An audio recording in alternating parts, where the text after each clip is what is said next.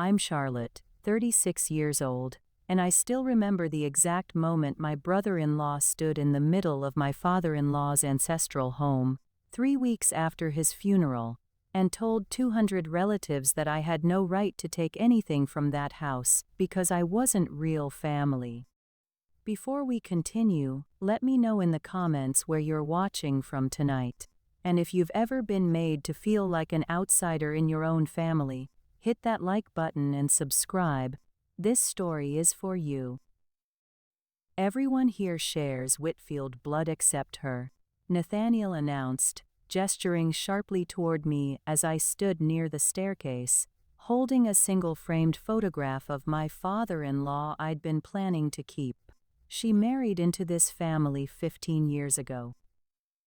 That doesn't entitle her to walk out of here with a single item that belongs to us. My husband James stood beside his brother, saying nothing, his eyes fixed on the floor instead of on me. I looked around the grand foyer of the house where I'd spent nearly every holiday for 15 years, where I'd nursed my father-in-law through his final 2 years of illness, sitting beside his bed nearly every single night while his own children visited on weekends, if they visited at all. "Put it down, Charlotte," Nathaniel said, his voice carrying easily across the crowded room, loud enough for every aunt, uncle, and cousin to hear. "You've taken enough from this family already, playing the devoted daughter-in-law all these years. We all know exactly what you were hoping to get out of it." I felt the photograph shake slightly in my hands as dozens of eyes turned toward me, watching, some with sympathy, most simply curious to see how far Nathaniel would push before I broke. I looked at James one final time, silently begging him to say something, anything, to defend 15 years of devotion that had apparently meant nothing the moment his father's estate became a matter of division. He said nothing. I set the photograph down carefully on the hallway table, picked up my purse, and walked out of that house without a single word, past relatives who had once called me family, past a husband who couldn't meet my eyes, past a brother-in-law who watched me leave with a satisfied, victorious expression. They believed they had just erased 15 years of loyalty with a single, brutal public humiliation, certain I would disappear quietly, grateful even to leave with my dignity intact. What none of them knew, not Nathaniel, not James, not a single relative watching me walk out that door, was that during my father-in-law's final months in a quiet, private conversation neither of his own children had ever bothered to have with him, he had told me about something hidden in that house's attic, something worth considerably more than every other item currently being divided among relatives who could no longer be bothered to remember his actual final wishes. I married James 18 years ago, marrying not just him, but, as families like the Whitfields operate, an entire complicated network of tradition, expectation, and quiet hierarchy I spent years learning to navigate carefully. My father-in-law, Edmund Whitfield, was different from the rest of his family in ways I noticed almost immediately: warmer, more curious about the people around him, genuinely interested in getting to know me as an individual, rather than simply evaluating whether I fit appropriately into the family's established social standing. Nathaniel, James's older brother, made his opinion of me clear within the first year of my marriage, treating me with a particular kind of polite condescension reserved specifically for people he considered to have married above their station.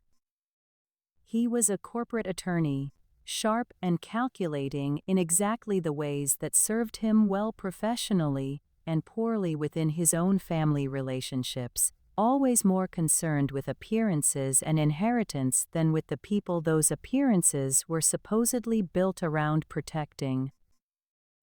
Edmund's wife, James's mother, passed away 9 years into my marriage, and I watched, in the years that followed, as Nathaniel and his younger sister, Vivian, gradually dissed themselves from their father, visiting less frequently, calling less often, always citing demanding careers and busy lives whenever Edmund gently mentioned how much he missed them. James, caught between loyalty to his siblings and genuine affection for his father, found himself increasingly absent as well, deferring to whatever social calendar Nathaniel had established as the family's priority. I never consciously decided to become Edmund's primary caretaker. It simply happened gradually, through small, consistent choices over years, driving him to doctor's appointments when James claimed to be too busy with work, staying for dinner on Sunday evenings when everyone else had other plans, eventually, in his final 2 years, moving temporarily into a guest room in his house to manage his declining health when hospice care became necessary and his own children remained largely unavailable.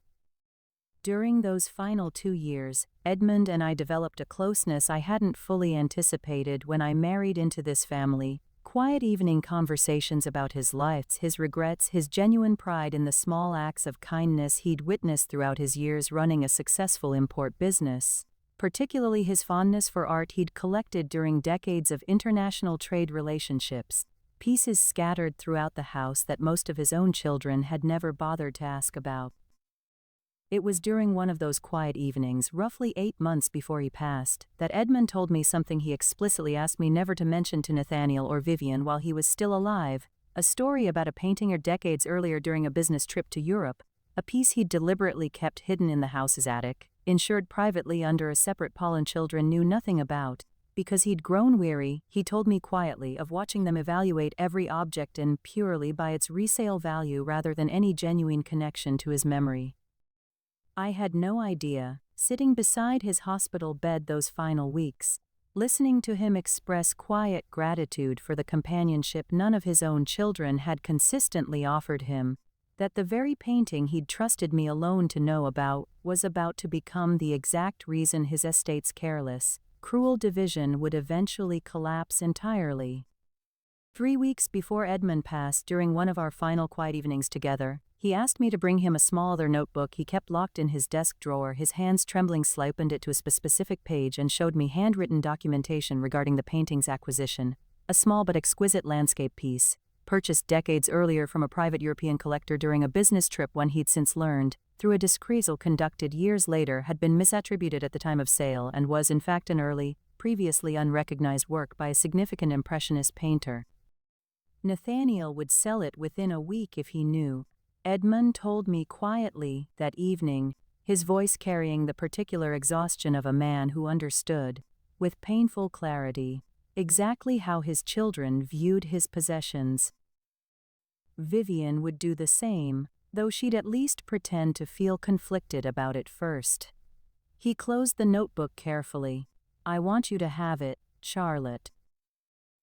Not because you've done anything to earn it through obligation, but because you're the only person in this family who ever sat with me, simply because you wanted to, not because you were calculating what doing so might eventually bring you."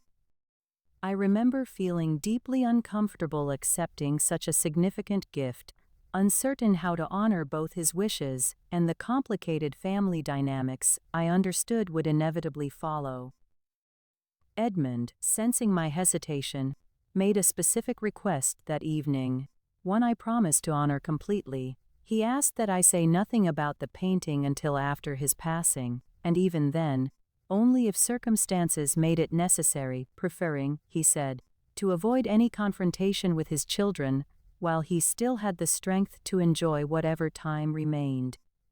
What I didn't know and wouldn't discover until much later, piecing together timelines during the estate proceedings that followed his death, was that Edmund had also quietly updated his formal will roughly 2 months before he passed, working with his longtime attorney rather than Nathaniel, specifically excluding from the general estate inventory, and instead documenting as a personal gift already transferred to me during his lifetime, a legal distinction that would prove significantly more important than any of us initially understood.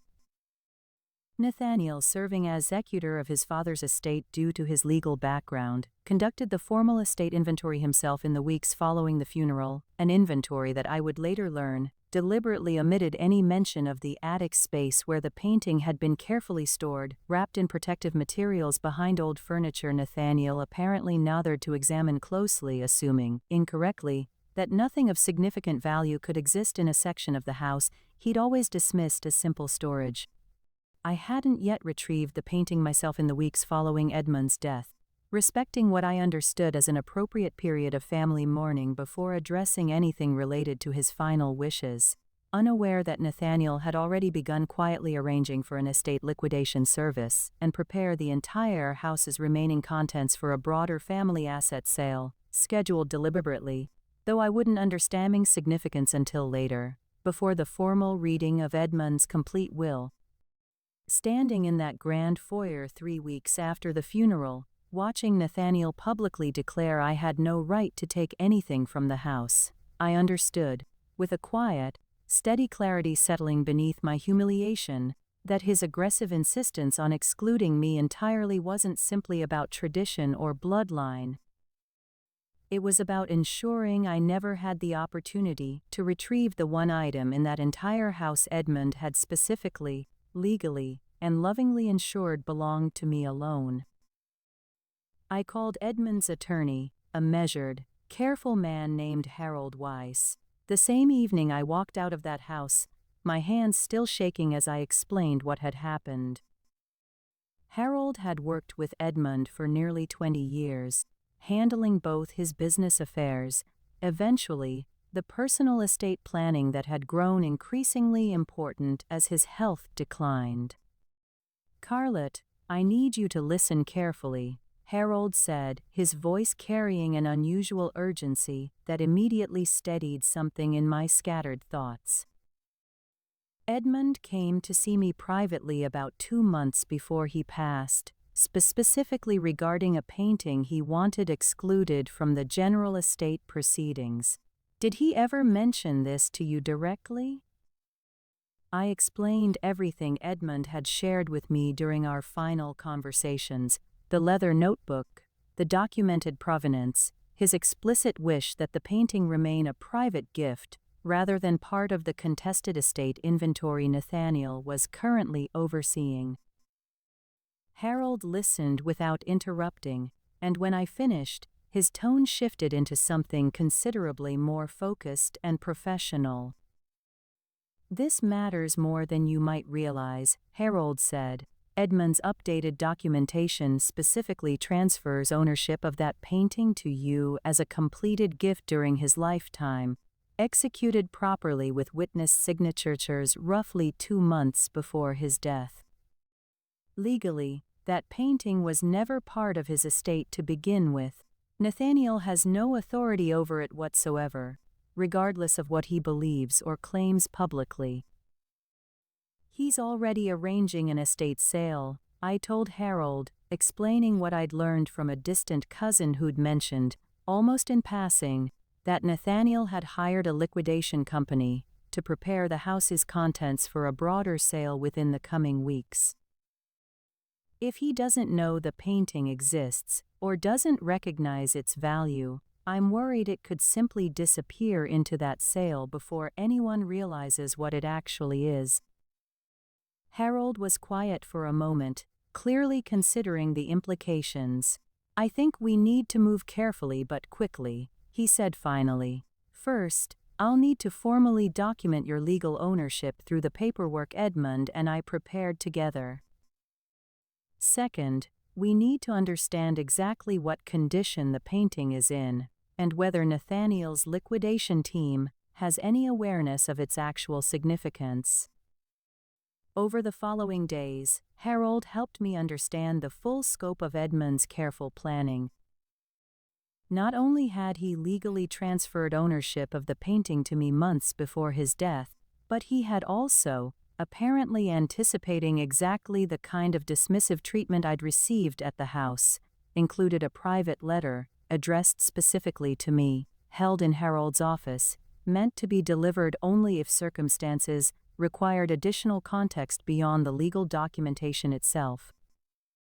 I read that letter alone in Harold's office 3 days later, Edmund's familiar handwriting steadying something painful and uncertain inside me.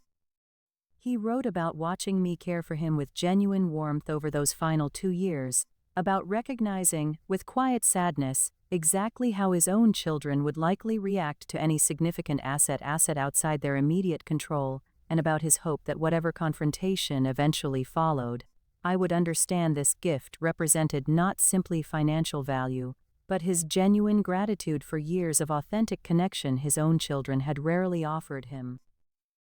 Harold, watching me carefully as I finished reading, finally spoke. "Charlotte, I think it's time we contacted a fine art appraiser I've worked with previously, someone experienced specifically with situations involving disputed provenance and family estate complications. If this painting is genuinely what Edmund believed it to be, we need proper documentation before Nathaniel's liquidation sale moves any further forward." Harold connected me with Dr. Isabel Fontaine, a fine art appraiser who had spent over 2 decades authenticating disputed and previously misattributed works, someone whose professional reputation carried enough weight that her assessment would prove difficult for anyone to dismiss casually. She reviewed Edmund's original notebook documentation, along with photographs I managed to take of the painting during a carefully arranged visit to the house while Nathaniel was traveling for work, a visit Harold insisted we handle with a private security escort to formally document the retrieval process, ensuring no ambiguity later about how or when I'd accessed the property. "This is remarkable," Isabel said during our first meeting, examining the photographs closely alongside Edmund's original acquisition notes. "The brushwork, the palette, even the specific canvas preparation techniques visible here are consistent with several confirmed works from this period." If Edmund's original 1980s appraisal correctly identified the misattribution, and I have every reason based on this documentation to believe it did, this painting's actual market value could easily reach 7 figures. I sat that number for a long moment, understanding fully, for the first time, the scale of what Nathaniel had nearly allowed to disappear into an estate liquidation sale, simply because he'd never bothered to examine the attic's space closely, dismissing it as unremarkable storage rather than genuinely valuable family history. Isabel agreed to conduct a formal, comprehensive authentication process, working alongside Harold to ensure every step remained properly documented and legally unambiguous. Over the following 2 weeks, while Nathaniel continuing his broader estate liquidation sale, unaware the painting had already been carefully removed and secured, Isabel's authentication process confirmed what Edmund had suspected decades earlier. The painting was, in fact, a genuine, previously unrecognized work by a significant Impressionist artist, its true value considerably exceeding anything else currently being divided among Edmund's contentious heirs. Meanwhile, Harold discovered something else during his broader review of Edmund's estate documentation, something that added an unexpected additional layer to the situation.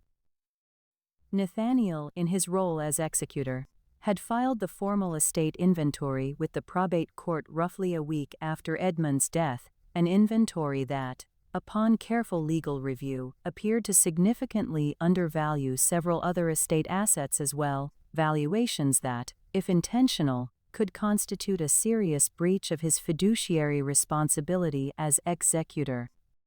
"I want to be direct with you, Charlotte," Harold said during our final planning session before the estate's formal court hearing, now just days away. "You have every legal right to simply retrieve your painting privately and move forward with your own life, entirely separate from whatever else unfolds with the rest of the estate. But given what we're now seeing regarding Nathaniel's broader inventory practices, I think there's a more consequential path available here, one that protects your rights while ensuring the full truth about his handling of his father's estate becomes impossible to ignore." I thought of that grand foyer of Nathaniel's public humiliation of James's silence while his brother declared 15 years of devotion worthless. I thought of Edmund's quiet gratitude during those final months, his careful, deliberate planning to ensure I received something no one else in that family had bothered to notice or protect. "What did you have in mind?" I asked. Harold opened a folder containing the formal probate hearing schedule, now just 5 days away, a hearing where Nathaniel would be required to formally present his complete estate inventory before a judge and all interested family members. "I think," Harold said, "it's time the entire family understood exactly what's been hiding in that attic, and exactly how carelessly Nathaniel has handled everything else his father actually left behind." Harold insisted we approach the remaining days before the probate hearing with careful, methodical precision. "We don't contact Nathaniel or James beforehand," he told me during our final strategy session. "If Nathaniel suspects anything is coming, he could attempt to amend his inventory filing, delay the hearing, or worse, try to challenge the validity of Edmund's private transfer documentation before a judge has the opportunity to review it properly. Right now, he believes his inventory has already been accepted without serious scrutiny. That confidence is exactly what works in our favor."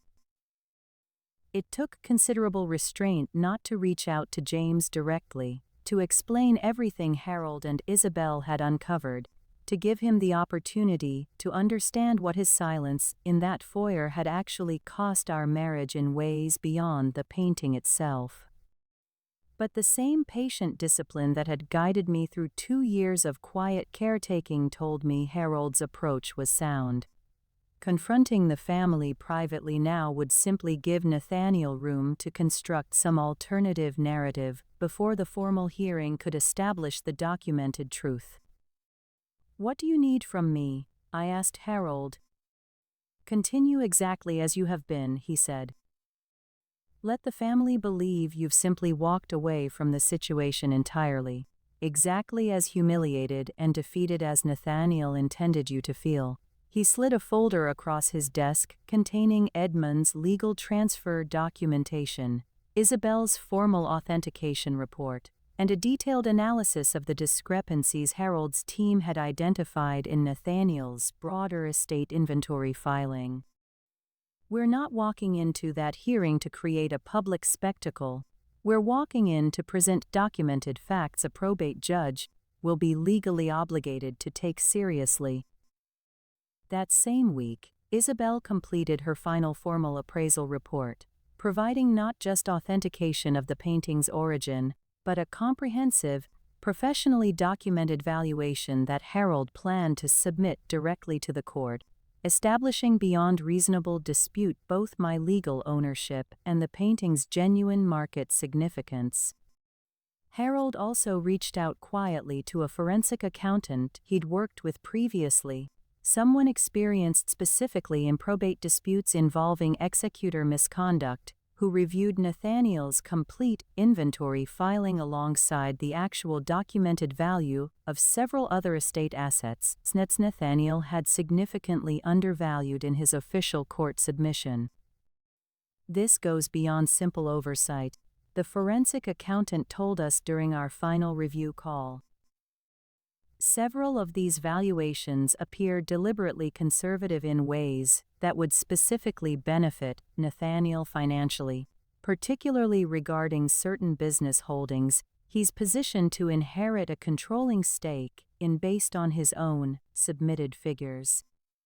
Combined with the missing painting entirely, this pattern suggests something considerably more concerning than simple carelessness." Harold, when he relayed this finding to me, allowed himself a rare, measured expression of quiet satisfaction. "This is more significant than we initially anticipated," he said. "Natalie, we're not simply walking into that hearing to establish your rightful ownership of a single painting anymore. We're walking in with documented evidence suggesting Nathaniel may have breached his fiduciary duty as executor across multiple aspects of his father's estate. The morning of the probate hearing arrived with a strange, deliberate stillness. I dressed carefully, choosing something simple and composed, nothing that announced itself, nothing that gave away what I understood was about to unfold in that courtroom. Harold had been very specific about that detail as well. "We're not there to humiliate Nathaniel in front of the family," he reminded me as we gathered our documentation one final time.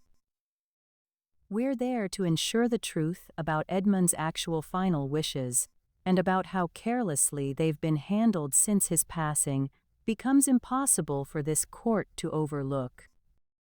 The probate courtroom felt considerably smaller and more understated than I'd imagined, wood-paneled walls and modest fluorescent lighting standing in stark contrast to the grandeur of the Whitfield ancestral home, where Edmund's estate proceedings had begun weeks earlier.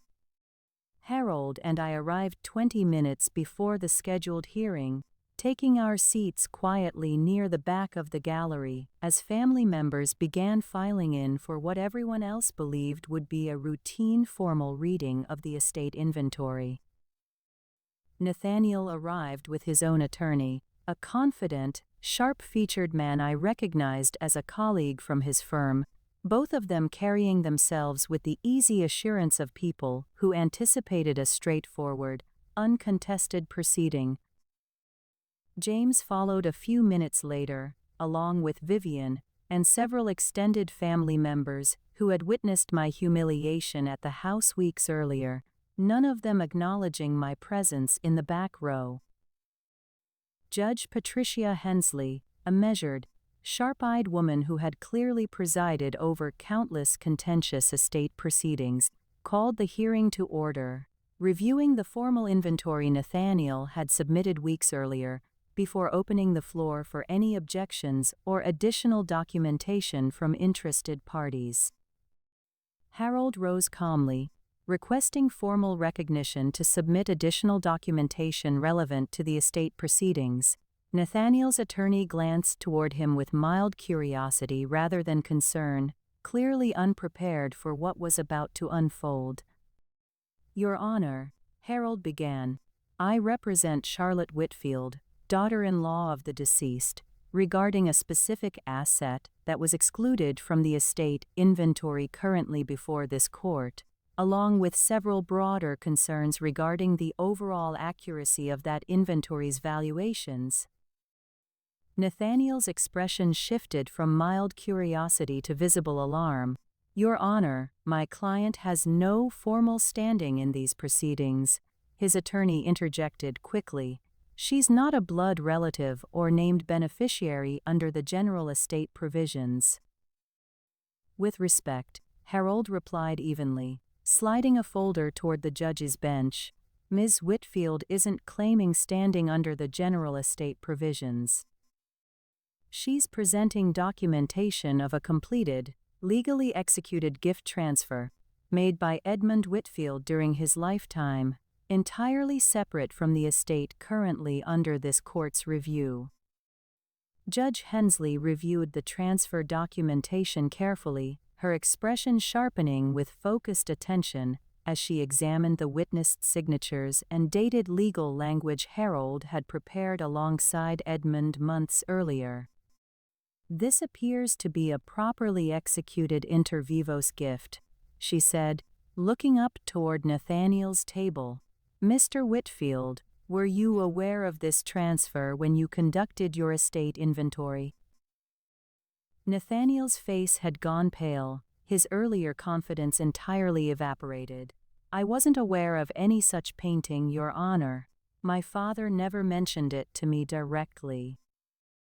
"That's interesting," Harold said, opening a second folder, "because we also have documentation here from a certified art appraiser, along with photographs taken during a properly witnessed retrieval process, confirming the painting's location within the estate property's attic space, an area your own liquidation team was actively preparing for a family asset sale scheduled for next week. A ripple of confused murmurs spread through the gallery. James turned toward his brother with visible confusion, while Vivian's expression shifted into something considerably more alert and calculating. "Furthermore, Your Honor," Harold continued, "our forensic accounting review has identified significant discrepancies in several other asset valuations within Mr. Whitfield's submitted inventory. Discrepancies that appear to consistently favor his own inherited interests over other beneficiaries named in the will." Judge Hensley set down the documents and looked directly at Nathaniel with an expression that had shifted entirely from procedural neutrality into something considerably sharper. "Mr. Whitfield, as executor of this estate, you carry a fiduciary responsibility to accurately represent all assets to this court and to your fellow beneficiaries. I'm going to need considerably more explanation before this hearing proceeds any further."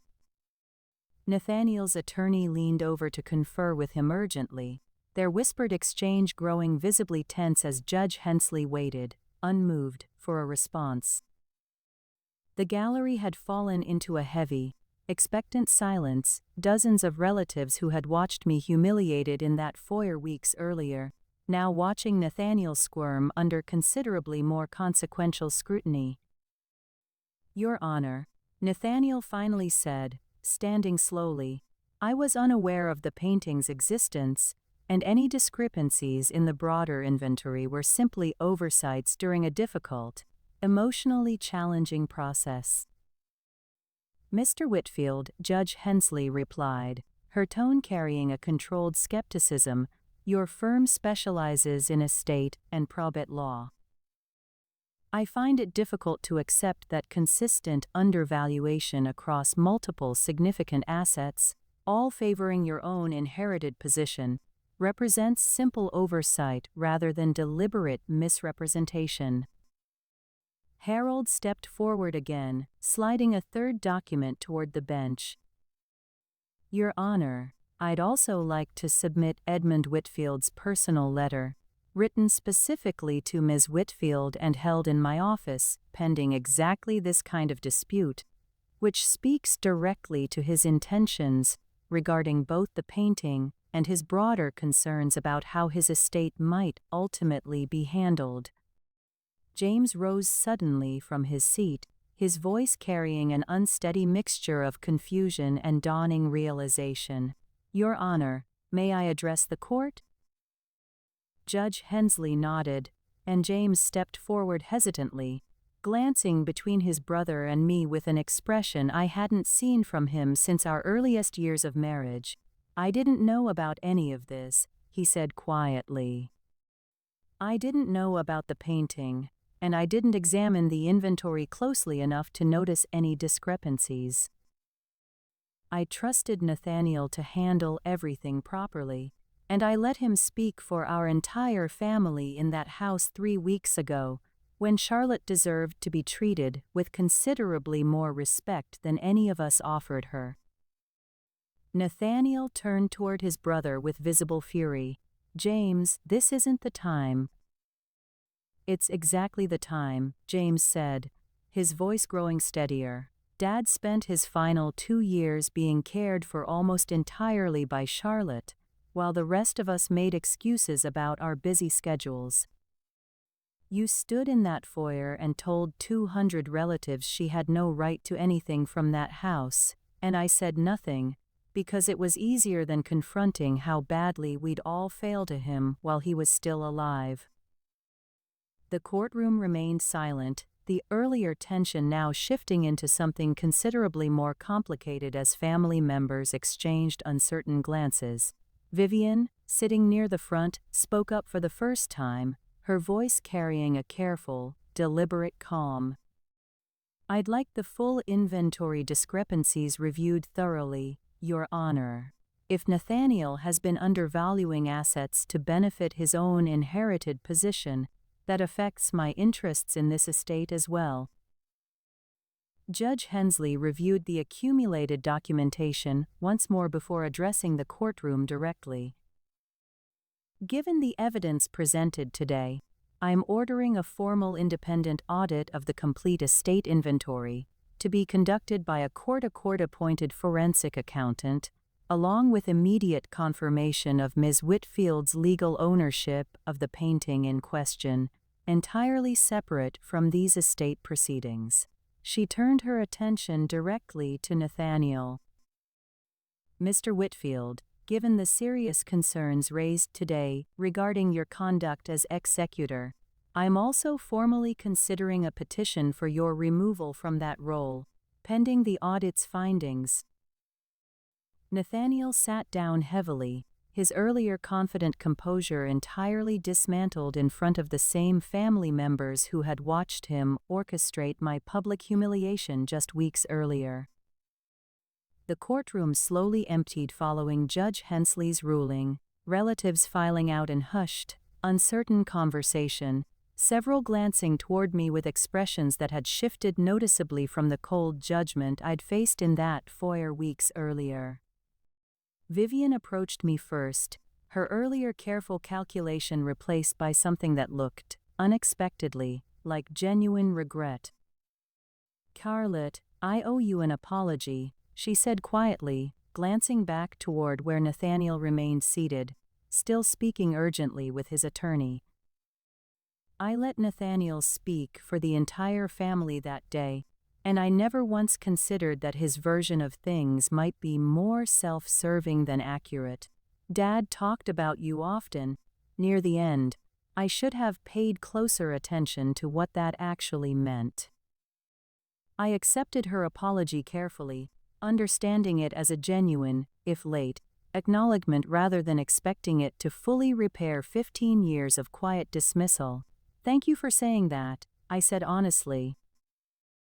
I think this family needed considerably more honesty than it's been willing to offer itself for a very long time.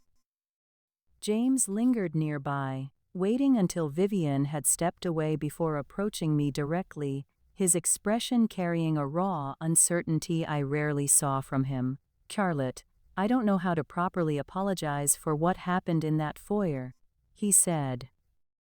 "I stood there and let my brother humiliate you, after everything you did for my father, after everything you've done for our marriage these past 15 years. I don't have a good explanation for my silence."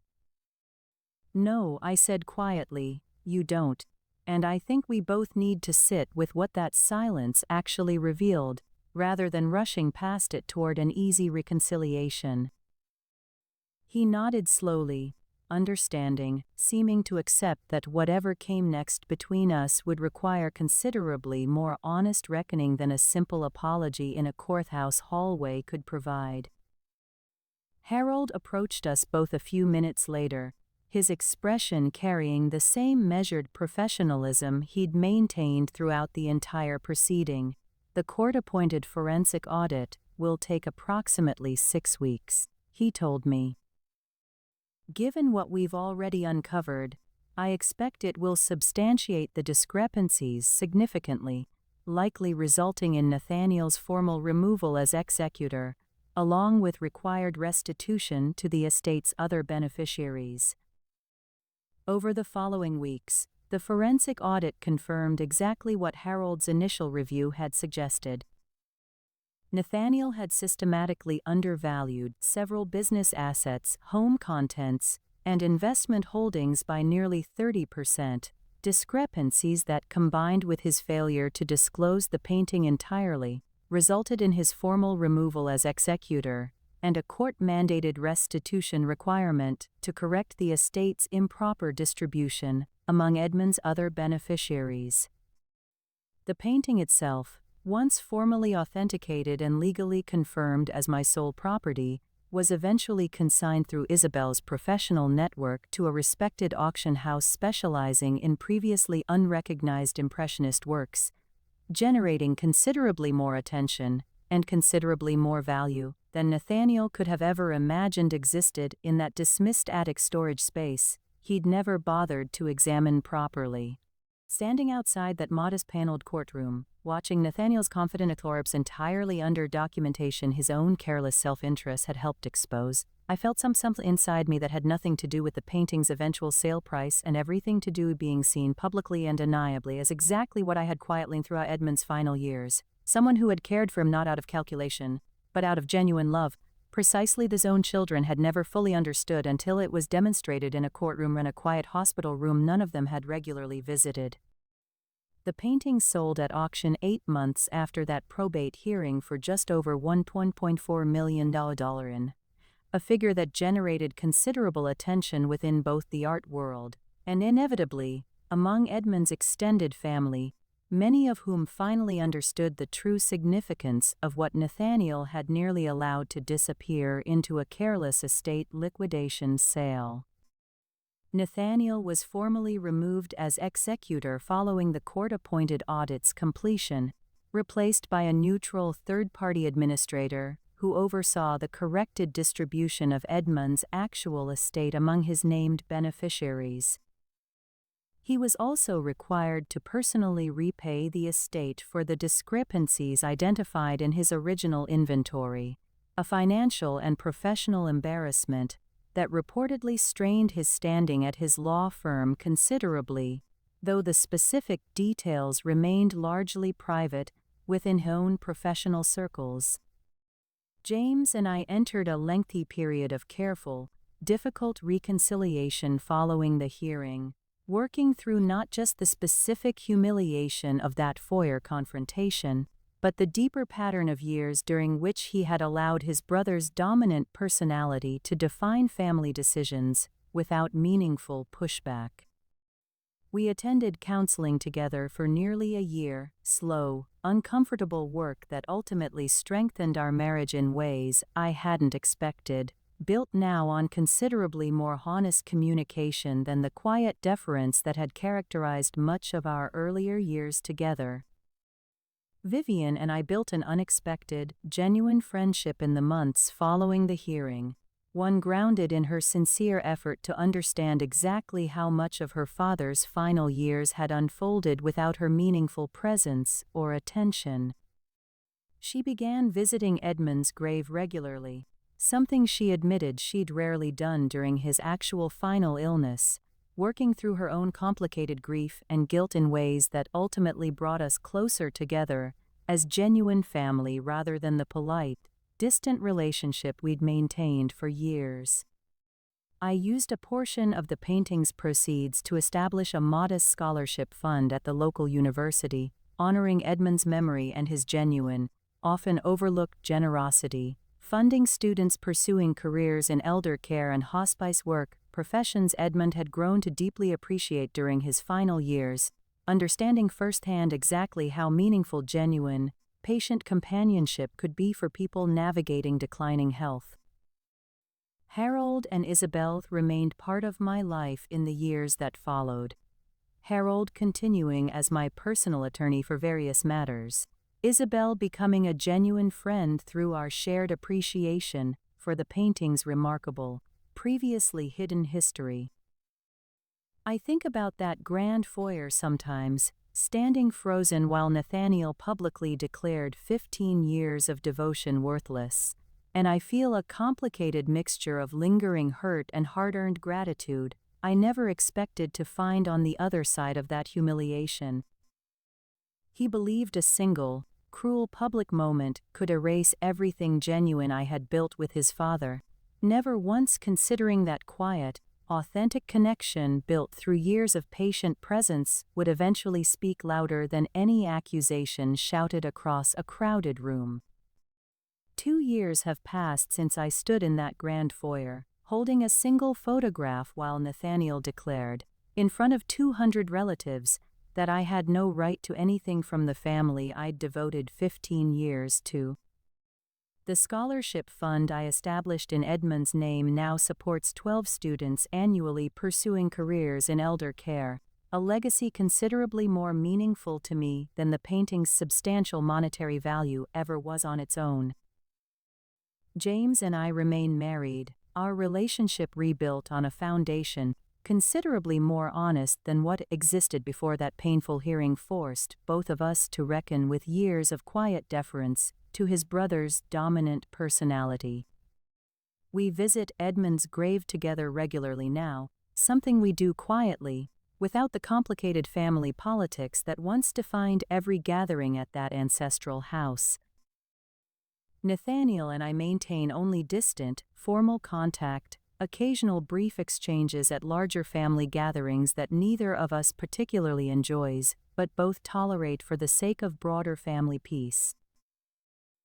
I don't harbor active anger toward him anymore, though the easy warmth I once extended toward him as a brother-in-law never fully returned.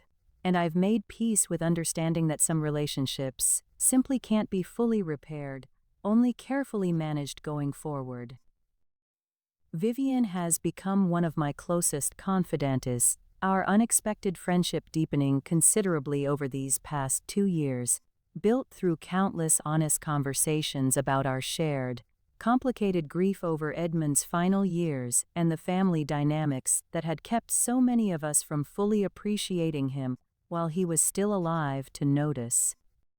I think about Edmund often, not with sadness exactly, but with a quiet, steady gratitude for the genuine friendship we built during those final 2 years, a friendship that ultimately proved considerably more valuable than any single object he left behind, however remarkable that particular painting eventually turned out to be.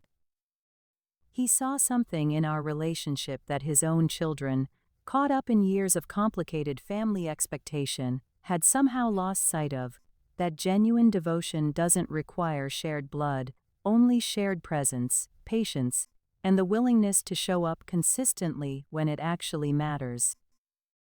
I am not the woman that Foyer once tried to define as an outsider undeserving of anything but public humiliation. I never was.